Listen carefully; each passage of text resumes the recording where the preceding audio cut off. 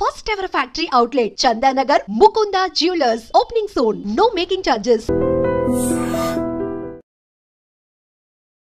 Hello guys, welcome back to our channel. ఈరోజు మనతో ఉన్నారు సర్టిఫైడ్ ఫైనాన్షియల్ ప్లానర్ అయిన రామచంద్రమూర్తి గారు. ముఖ్యంగా ఇప్పుడు అప్కమింగ్ హాట్ థీమ్ అంటే ఈవీ అని చెప్పేసి చెప్తా ఉన్నారు. గడ్కరీ గారు ఇచ్చే సంచలనమైన స్టేట్మెంట్స్ కూడా దానికి మంచి బూమ్ అయితే ఇస్తున్నాయి. అయితే ఇది ఎంతవరకు వర్కౌట్ అవుతుంది, ఇందులో ఏమేమి కంపెనీస్ ఉన్నాయి, ఏంటి పరిస్థితి అనేది మొత్తం అనాలిసిస్ తెలుసుకుందాం. Hi sir. హాయ్ అండి.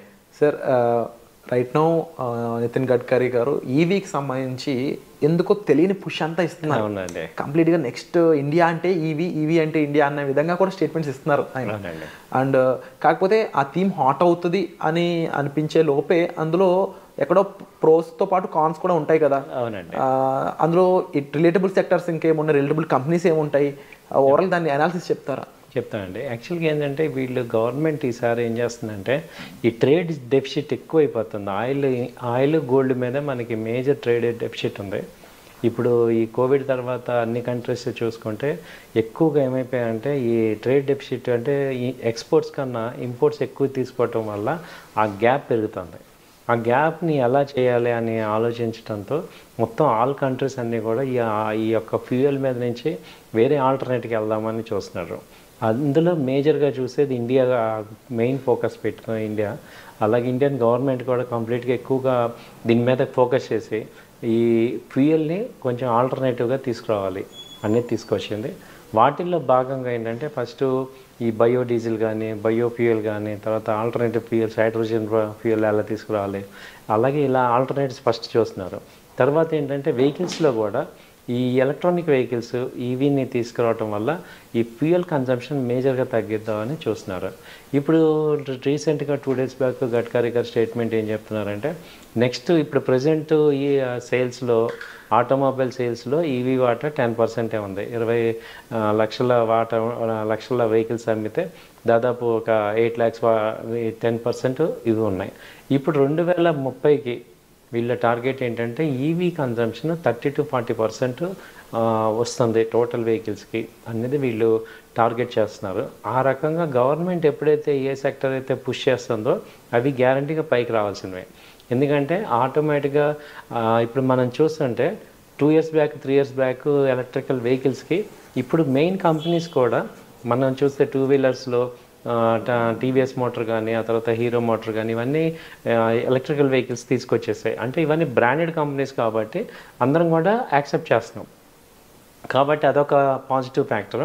అలాగే ఈవెన్ 4-wheeler కంపెనీస్లో కూడా ఈవీ వెహికల్స్ వస్తున్నాయి. టాటా మోటార్స్ ఎప్పటి నుంచో ఉంది, అలాగే మహీంద్రాది వస్తుంది, అలాగే ఇప్పుడు మారుతి కూడా ఇంకొక 2 yearsలో ఈవీ తీసుకొస్తామని చూస్తున్నాం. కాబట్టి ఇవన్నిటిని చూస్తుంటే ఏంటంటే రానున్న భవిష్యత్తులో ఆయన చెప్పేది నిజమే. ఎందుకంటే నెక్స్ట్ 4 years ఈ గవర్నమెంట్ ఉంటుంది కాబట్టి వాళ్ళు దీన్ని ఒక ఛాలెంజ్గా తీసుకొని ఈ సోలార్ ఎలక్ట్రికల్స్ కానీ సోలార్ కానీ బయోడీజిల్ వీటిల్లో ఆల్టర్నేటివ్ ఫ్యూయల్కి ఆల్టర్నేటివ్ తీసుకురావాలి. అంటే ఆ ఫ్యూయల్ యొక్క కన్జంప్షన్ డ్రాస్టిక్గా ఒక 30 to 40% తగ్గించాలని చూస్తున్నారు. కాబట్టి ఈ న్యూస్ ద్వారా మనం ఏం బెనిఫిట్ అవ్వాలి? ఇప్పుడు ఓకే ఆ న్యూస్ నడుస్తుంది, మనం ఏం బెనిఫిట్ అవ్వాలంటే ఇప్పుడు మనం అలాంటి కంపెనీస్ ఏమున్నాయి నెక్స్ట్ 3-4 years వాటిలో ఇన్వెస్ట్ చేసుకోవడం ద్వారా ఆ కంపెనీలతో గ్రోత్లో మనం కూడా ఇన్వెస్ట్ చేసుకొని మనం కూడా గ్రోత్ మన ఫండ్స్ మన వెల్త్ పెంచుకోవచ్చు అనేది నాకు అనిపించిన పాయింట్. సో అందుకని ఏంటంటే ఈ వీడియోలో అలాంటి కంపెనీలు ఏమున్నాయి అనేది ఒకసారి చూసుకుంటే వాటిని మీ ముందు ప్రజెంట్ చేస్తాను. వాటిల్లో మీకు నచ్చినవి బాగున్నవి మీరు కూడా ట్రై చేయొచ్చు. ఇదైతే ఒక ఎడ్యుకేషన్కి సంబంధించిన వీడియోనే. సో మేము ఎక్కడ ఫోర్స్ చేయట్లేదు ఇవి తీసుకోమని. సో వాటిల్లో ఏమవుతుందంటే మెయిన్ పవర్ తీసుకోవడానికి టాటా పవర్ కానీ తర్వాత ఎన్టీపీసీ ఒకటి, ఓఎన్జీసీ, ఈ పవర్ గ్రిడ్, అలాగే ఈ బీపీసీఎల్, అదాని పవర్, ఈ పవర్ కంపెనీస్ మేజర్గా ఉన్నాయి. ఎందుకంటే ఇప్పుడు Tata power last 4 years back చూస్తే అది 50 rupees నుంచి మళ్ళీ 400 చేంజ్ ఉంది. ఇది ఇలా ఉంటే ఎందుకంటే టాటా పవర్కి ఎస్పెషల్గా పాజిటివ్ ఏంటంటే టాటా మోటార్స్కి పవర్ ఇచ్చే స్టేషన్స్ పెడుతున్నారు. So electrical vehicle charging stations అన్నీ కూడా టాటా పవర్ పెడుతున్నారు కాబట్టి ఎక్కువ కన్జంప్షన్ పవర్ అయ్యే బిజినెస్ అయ్యే ఛాన్సెస్ ఉంటాయి దీనికి. ఆ తర్వాత ఏంటంటే ఇప్పుడు ఈ ఎలక్ట్రికల్ వెహికల్స్కి తోడు ఈ ఈవీ ఛార్జర్స్ అంటే ఛార్జింగ్ ఫెసిలిటీస్ లేక మనకి బాగా సేల్స్ అవ్వట్లేదు అనేది గవర్నమెంట్ గమనించి ఇప్పుడు పెట్రోల్ స్టేషన్స్ ఎలా ఉంటాయో అలాగే మీకు తెలియదుగా ఛార్జింగ్ స్టేషన్స్ కూడా ఎక్కువ పెట్టేస్తున్నారు. సో ఇవన్నీ కూడా నెక్స్ట్ 1-2 ఇయర్స్లో మనం ఇప్పుడు ఎక్కడ చూసినా కానీ జస్ట్ లైక్ పెట్రోల్స్ లాగా ఛార్జింగ్ స్టేషన్లు కనపడతాయి. ఎప్పుడైతే అవి కనపడతాయో అందరం కూడా అప్పుడు వెహికల్స్ కొంటాం. ముందు ఏంటంటే ఈ థ్రెట్ ఒకటి ఉంది, మనం ఇప్పుడు ఎక్కడికైనా వెళ్ళాలి మధ్యలో ఆగిపోతే ఏంటి, ఇన్ని లక్షలు పెట్టి వెహికల్స్ కొన్నాము, ఇది ఆగిపోతే ఏంటనేది కదా మనం అందరం ఆపేసేది. అదొక మేజర్ ఏం చేస్తున్నారంటే ఇప్పుడు నెక్స్ట్ మీరు చూస్తే 2 ఇయర్స్లో ఇండియా మొత్తం చాలా కొన్ని వేల పాయింట్లు ఉంటాయి ఇవి ఛార్జింగ్ పాయింట్స్. అదేం చేస్తున్నారంటే ఇంకా కూడా ఈ యొక్క అన్ఎంప్లాయ్మెంట్ పీపుల్కి అది కాంట్రాక్ట్గా ఇవ్వటం కానీ వాళ్ళకి ఫెసిలిటీస్ చేయటం కానీ చేస్తున్నారు. దాంతో ఎప్పుడైతే అవన్నీ మనం చూస్తామో ఆటోమేటిక్గా మనం ఉంటాం. తర్వాత ఏంటంటే ఎలక్ట్రికల్ వెహికల్స్ కొంచెం ఇప్పుడు కాస్ట్ ఉంది. ఆ కాస్ట్ కట్టింగ్కి ఏం చేస్తున్నారంటే ఈ యొక్క బ్యాటరీస్ని తగ్గించడం కానీ కాస్ట్ కట్టింగ్ యాక్టివిటీస్ చేసి నార్మల్కి తీసుకొస్తున్నారు. ఆల్మోస్ట్ ఇప్పుడు 2 వీలర్స్ అదే రేంజ్లోకి వచ్చాయి. పెట్రోల్ వెహికల్ ఏ రేంజ్ ఉందో ఇప్పుడు ఈవీ వెహికల్ కూడా అదే రేంజ్కి వచ్చింది.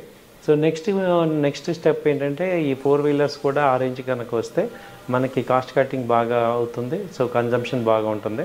సో అలాగే ఈవీ బ్యాటరీ మేజర్ సమస్యగా ఉంది, అది కూడా ప్రాబ్లమ్స్ సాల్వ్ చేయడం చూస్తున్నారు. సో ఇవన్నీ కూడా చాలా ఇన్నోవేటివ్గా మనకి జరుగుతున్నాయి. అలాగే టెస్లా కనుక ఇండియాలో మార్కెట్లోకి వచ్చిందంటే ఎలక్ట్రికల్ వెహికల్స్ ఒక రేంజ్లోకి వెళ్తాయి. ఎందుకంటే ఆ రేంజ్ కాంపిటీషన్ కనుక వస్తే అన్నీ అప్డేట్ అవుతాయి. ఎందుకంటే ఒక లీడర్ని ఫాలో అవుతారు కదా, దాని తర్వాత యాన్సిలరీ కంపెనీస్ అన్నీ కూడా ఫాలో అవుతాయి. కాబట్టి మీరందరూ అసలు ఎలక్ట్రిక్ వెహికల్స్ ఏమున్నాయి, అందులో యాన్సిలరీ కంపెనీస్ ఏమున్నాయి అనేది ఒక లుక్ వేసి, ఈ బ్యాటరీస్లో మనకి ఎక్సైడ్, అమర్ రాజ్ ఇలా ఉన్నాయి, అలాగే ఈ యొక్క సోలార్ ప్యానెల్స్, ఎలక్ట్రికల్ అనగానే ఈ 3 వస్తాయి మనకి. పవర్ ఒకటి వస్తుంది, ఎలక్ట్రికల్ వెహికల్స్ ఒకటి వస్తుంది, అలాగే బయోడీజిల్ కానీ ఈ ఆల్టర్నేట్ ఫ్యూయల్ కానీ వీటిల్లో ఏమేమి ఉన్నాయి అనేది చూసుకొని వాటిలో మనం ఒక మంచి కంపెనీస్ని ఇన్వెస్ట్ చేయడం ద్వారా ఒక 3-4 ఇయర్స్ అలా ఉంటే మంచి వెల్త్ రావచ్చు అనేది నా యొక్క strong feeling. Wonderful sir. And రిలేటబుల్గా కూడా దీనికి సంబంధించి అంటే ఈ ఒక ఈవీ బ్యాటరీ తయారు అవ్వాలంటే పరిస్థితి, లేకపోతే ఒక ఈవీ కార్ తయారు అవ్వాలన్నా దానికి రిలేటబుల్ ఇండస్ట్రీస్ కూడా కొంచెం బెటర్ పర్ఫార్మెన్స్ అనేవి చేస్తాయి అనుకుంటున్నాం. ఎందుకంటే 140 కోట్ల జనాభా ఎంత కాదనుకున్నా 50 కోట్లనే ప్రాపర్గా ట్రాన్స్పోర్ట్ యూజ్ చేసుకున్నా సరే ఆ ఇండస్ట్రీ ఎంత పెద్ద అవుద్దో మనం ఊహించుకోవచ్చు. బహుశా నితిన్ గడ్కరీ గారి ప్లాన్ మరి ఎంతవరకు వర్కౌట్ అవుద్దో చూడాలి. అవునండి, ఎండ్ యూజర్ కూడా ఒక అడ్వాంటేజ్ ఉంది సార్. ఇప్పుడు ప్రతిసారి మనం పెట్రోల్ బదులు ఫ్రీగా వెళ్ళటం అంటే చాలా తగ్గిపోతుంది కదా. అది ఎలక్ట్రికల్ వెహికల్స్ అనేది అందరం పాజిటివ్గా ఉన్నాం. అయితే ఏంటంటే ఆ యొక్క ఫెసిలిటీస్ ఇబ్బంది అయ్యి నెగిటివ్గా అవుతున్నాం. ఈ మధ్యలో కార్లు పేలిపోవటం ఇవన్నీ జరగటం, నెగిటివిటీస్ మీరు అన్నట్టు కాన్స్ ఎక్కువ అవి హైలైట్ అవుతున్నాయి. అవి జరిగే ఛాన్స్ 1%. ఆ 1% చాలా హైలైట్ అయ్యి అందరినీ కూడా భయపెడుతున్నాయి. లేకపోతే 1% నార్మల్ కదా, అది అవుట్కమ్ అయ్యి ఈ కాస్ట్ తగ్గి ఈ యొక్క ఫెసిలిటీస్ పెరిగితే మాత్రం అందరం చాలా మంచి ట్రెమెండస్ డిమాండ్ నెక్స్ట్ నేను అనుకోవటం 2 ఇయర్స్లో వచ్చేస్తుంది బాగా. Wonderful sir. అండ్ తప్పకుండా మనం వెల్కమ్ చేస్తే చేంజ్ చేయక, but we have to see what happens అనేది. అండ్ వీటిపై ఈ అప్కమింగ్ హాట్ థీమ్పై మీకు ఇంకా డౌట్స్ ఉండి మీరు డిస్కస్ చేయాలి అనుకున్నట్టయితే డిస్ప్లే అవుతున్న నెంబర్స్ కాల్ చేసి మీరు రామచంద్రమూర్తి గారితో పర్సనల్ అపాయింట్మెంట్ అనేది బుక్ చేసుకోవచ్చు. సో వచ్చే ఎపిసోడ్లో మళ్ళీ కలుద్దాం. Thank you so much. Thank you sir. నమస్తే.